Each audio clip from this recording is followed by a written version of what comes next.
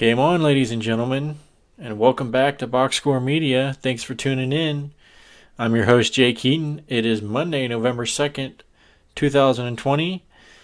Been off for a couple months now, dealing with the virus, dealing with scheduling conflicts. So excited to be back and excited to get right into it. For those of you new to Box Score Radio, this is a non-PC, unbiased, straight-to-the-point sports podcast giving you scores and updates throughout the week. I will upload a podcast every Monday and Friday. The Monday show will cover the weekend, and I will give predictions of scores throughout the week. And then on Friday, we will cover what we learned throughout the week and predictions for the weekend. So let's get right to it. First of all, let's cover the MMA event that happened this weekend. Uriah Hall versus Anderson Silva. Anderson Silva said this might be his last fight, and it very well should be. He was knocked out TKO by Uriah Hall in the fourth round. This is one of those it's one of those situations where you're sad to see this, because this is a fighter that once reminded us of what Bruce Lee could do. He was the closest thing to Bruce Lee in the octagon, and now he's 45 years old. He's on like a 3 or 4 fight losing streak. Not nearly as quick as he once was, doesn't have the chin that he once was, and he just looked like a shell of himself. I don't want any fighter falling into the trap that we saw that Rashad Evans fell into, which was undercard fighting. I mean, Anderson Silva's name, it's not like in the NBA what Shaq did, which was sit on a team and just try to draw a crowd. It's not like that anymore. In MMA, it's fighting. You can get seriously injured. At 45 years old, he needs to pack it up. He's had a great career, Hall of Fame career, defended the title 12 times. This is definitely needs to be his last rodeo. He looked good the first couple rounds, but in the third and fourth, the stamina was just the fatigue was a factor for him. Uriah Hall, he's 36 years old himself, but younger fighter, top 10 ranked fighter at middleweight. This was just one of those situations where you need to pack it in. There's nothing else you need to prove. But congratulations, Uriah Hall. Otherwise, pretty decent fight card, but nothing too exciting.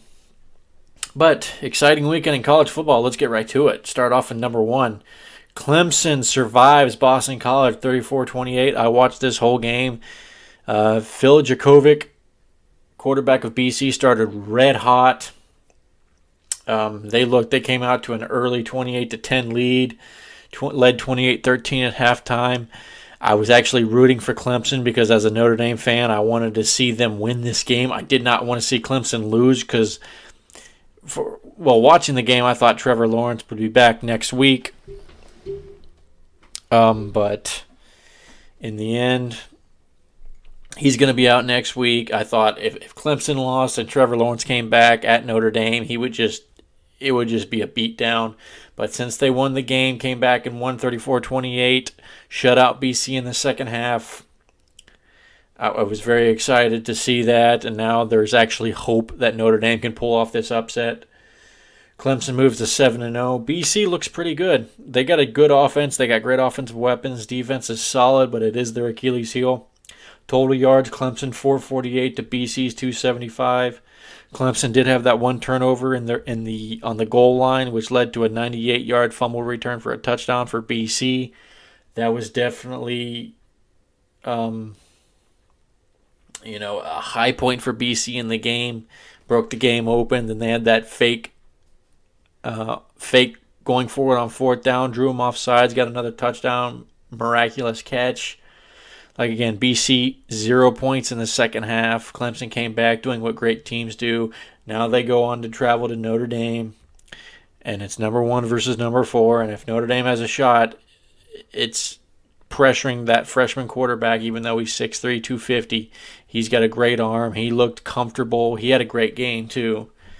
So it'll be very interesting to see. But I do know this. With Trevor Lawrence out, it gives Notre Dame hope.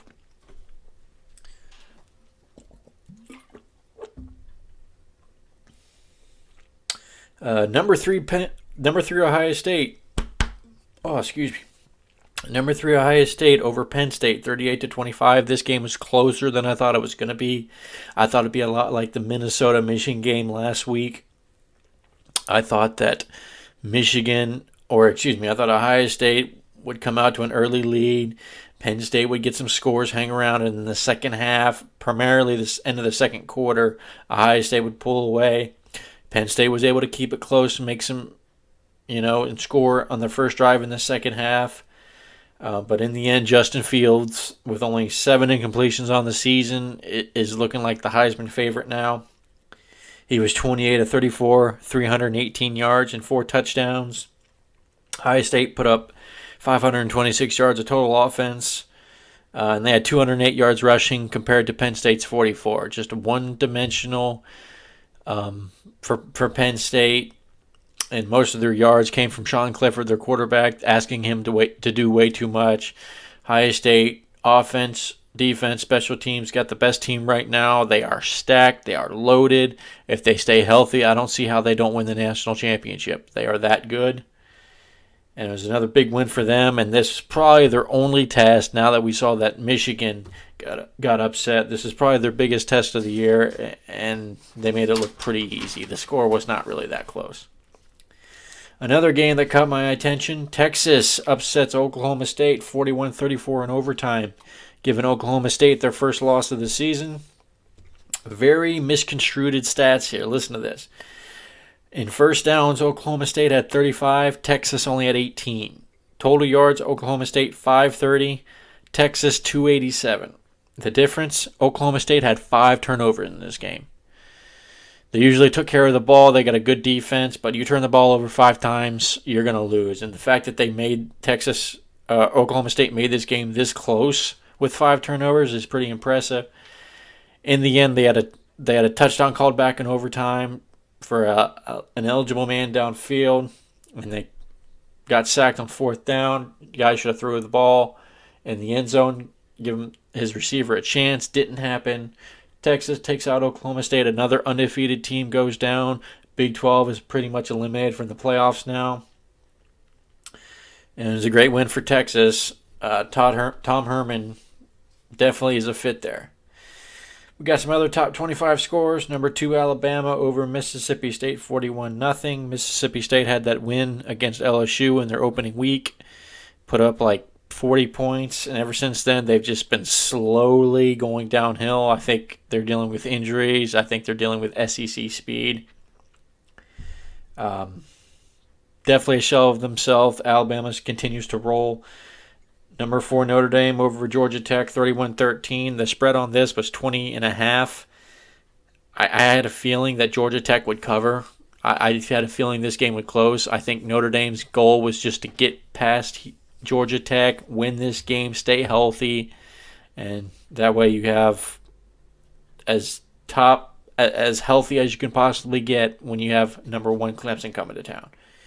Notre Dame moves to 6-0. Georgia over Kentucky, 14-3. Georgia's kind of like Notre Dame. They have a great defense. Offense struggles, though. Number 7, Cincinnati over Memphis, 49-10. Cincinnati's 5-0 on the season. If there is a hope for a non-Power 5 team to get to the playoffs, it's Cincinnati. They look really good. Number 8, Texas A&M over Arkansas, 42-31. Texas A&M is looking like the Texas A&M I thought they would be under Jimbo Fisher. The big upset of the weekend, Michigan State over Michigan, 27-24. We had Michigan State lose to Rutgers opening week. Michigan throttles Minnesota. And all of a sudden, they come into this game, rivalry game. I thought it would be close. I did not think Michigan would lose. And they had to score late to get it within 3. So, hot seat is now even hotter for Jim Harbaugh. I don't know if he can last the season. I really don't. Virginia upsets UNC 44-41. UNC lost to Florida State and Virginia, 2 teams that only had 1 win going into it. So UNC could be that team. They beat everybody that's good and lose to everybody that's bad. West Virginia upsets Kansas State 37-10. Just a complete blowout. I guess West Virginia was just due. And Those are all the scores for college football that are any exciting to me. NFL scores this weekend. The Bills beat the Patriots 24-21. We saw Cam Newton fumble the ball in the red zone, costing his team. This is his MO. It's starting to be, is losing close games, not being able to be a clutch player. He's got all the talent in the world, but you got to be able to win games, close games in the NFL. He's not been able to do that.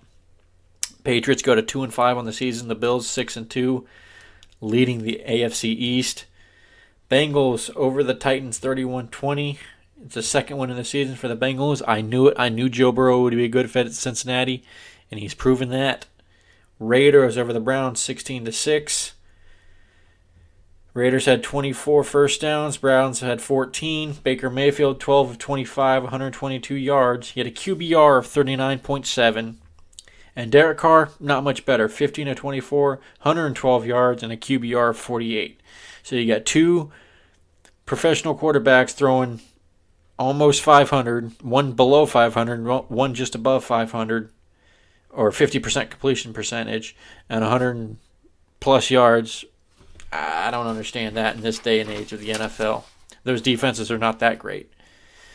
Colts over the Lions, 41-21. Colts go to 5-2 on the season. They look pretty good. I think they're going to take the division. Vikings over the Packers, 28-22. This was the lopsided one. The 1-5 Vikings took on the 5-1 Packers. Vikings are better than their record, though. They got Dalvin Cook had 5 total touchdowns. He had 4 rushing and 1 receiving. He had 4 total touchdowns, 3 rushing, 1 receiving. Workhorse Kirk Cousins, 11 of 14, 160 yards and a touchdown. Dalvin Cook, 30 carries, 163 yards and 3 touchdowns. Again, the Vikings are better than their record, and they should be. Chiefs over the Jets, 35-9. Jets are the only winless team in the NFL, I believe. Actually, I think the Giants are winless as well. No, I think they got a win. The Giants do have a win, yes. So the Jets remain the only winless team. Banking on that first pick, going to go after Trevor Lawrence. Chiefs 7-1 in the season. I don't see how they don't make it back to the Super Bowl. They're just that good, and they keep getting great talent. Dolphins over the Rams, 28-17. Dolphins moved to 4-3 on the season. This was of all the games this weekend. The stats on this one jumped out to me. Listen to this. First downs, Rams 31, Dolphins 8. Remember, the final score, 28-17 Dolphins. Total yards, Rams 471, Dolphins 145. 145 yards of total offense, and you win the game by 11 points. Tua Tagovailoa, first start as a professional, he was 12 of 22, 93 yards and a touchdown. Jared Goff, quarterback for the Rams, 35 of 61. I don't know how you throw 61 pass attempts in the NFL. That's too much. He had 355 yards, 1 touchdown, 2 picks, very costly. Dolphins had 3 non-offensive touchdowns in this game. And you can, I always blame coaching anyway, but you got to blame coaching when your team gives up 3 non-offensive touchdowns. Very difficult to do. You have to try to do that. So a lot of failure on Sean McVay's part. But again, just a lopsided statistical game. Dolphins 4-3 on the season. Rams still in at 5-3 at the halfway point, but still got to make some adjustments. Again, too good of a team to be losing like that. Steelers, only undefeated team in the NFL. They remain undefeated, defeating the Ravens 28-24. I'd say the AFC North. I know that the NFC West, the worst team is 4-4 on the year, which is San Francisco, but they got wins over the Giants, the Jets, and the Patriots. So, you get a 1-loss team, a 0-win team, or a 1-win team, a 0-win team, and a 2-win team. But I think the AFC North is probably the best division, honestly, because I think the Bengals can be really, really good. The Browns are solid. The Ravens are going to be there in the playoffs, and the Steelers are looking great. Only undefeated team. So I think that's the best division in the NFL. Broncos over the Chargers, 31-30. Great comeback by Drew Lock. He's turning out to be a pretty decent quarterback. Saints over the Bears 26-23. Saints moved to 5-2 on the season. They're going to be in the mix in the NFC. Another team in the mix, Seahawks, they moved to 6-1. They beat the 49ers 37-27. Again, the 49ers 4-4 on the season, but they've got 3 wins over the Patriots, the Jets, and the Giants. Not very impressive. And plus, Garoppolo's out. George Kittle's out. They're going to be in trouble. I'd expect a losing streak from them. Eagles defeat the Cowboys 23-9. Cowboys go to 2-6 on the season. They're pretty much out of it. Again, the loss of Dak Prescott doesn't help. Andy Dalton being hurt doesn't help. They're down to their third string quarterback. Injuries, coaching isn't there. Mike McCarthy's not the fit. Look for a rebuilding season for them next year. Eagles probably are easily going to win this division by default, and they could go 7-9 probably. So those are the games this weekend. Tonight's game, Monday Night Football, Tampa Bay versus the Giants. Tampa Bay, 12.5-point favorite. They'll easily win by 3 scores, I think. Giants will get possibly competitive early, but Tom Brady, the Buccaneers are looking really solid right now. They've been rebuilding for the last couple of years, and they just needed a good quarterback. And since Jameis is gone and Tom Brady's in there, they had the final piece, and now they're looking really good. All right, so there's that prediction, and now we got other predictions this week. Wednesday, the MAC conference starts in college football. They start up their season. I'll take Western Michigan to win the conference. No need to go into any games. The Pac-12 starts this weekend. I'll give some predictions on the Friday show.